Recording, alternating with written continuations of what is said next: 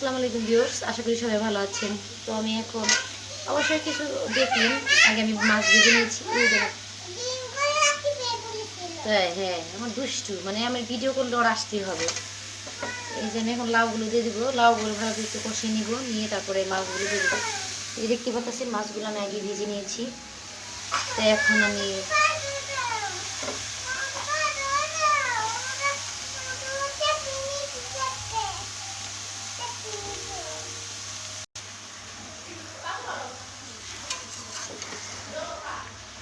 লাউগুলো আমি একটু ভালো করে কষিয়ে নেব।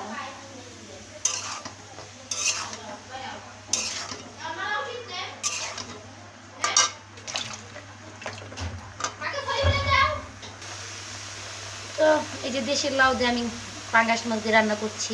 তো কার কাছে কীরকম লাগে অবশ্যই জানাবেন। আর অবশ্যই আমার ভিডিও যদি ভালো লেগে থাকে অবশ্যই লাইক করবেন, কমেন্টের মাধ্যমে জানাবেন আর শেয়ার করবেন।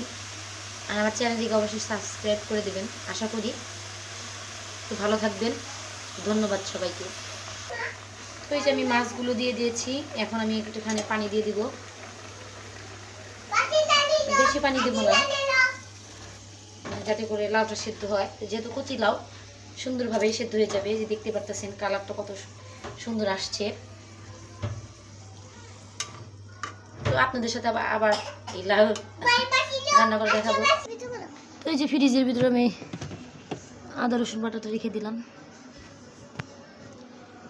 বলো, এই যে দেখুন আমার এক কিটি, উনি আর এক কিটি নিয়ে আসছে। হাই কিটি, দেখি তোমাকে, কেমন আছো তুমি?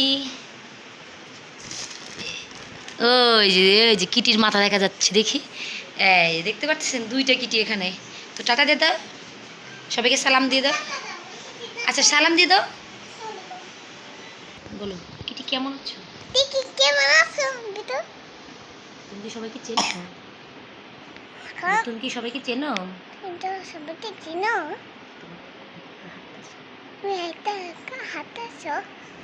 জোরে কথা বলো। কোন জায়গায় চাপ দিতে পারো? তো আমি লাউ তো পাঙ্গাস মাছ দিয়ে রান্না করবো। তো এখানে আমি পাট শাক ভাজি করবো। এই যে দেখতে পাচ্ছেন পাট শাক। তো সবাই ভালো থাকুন,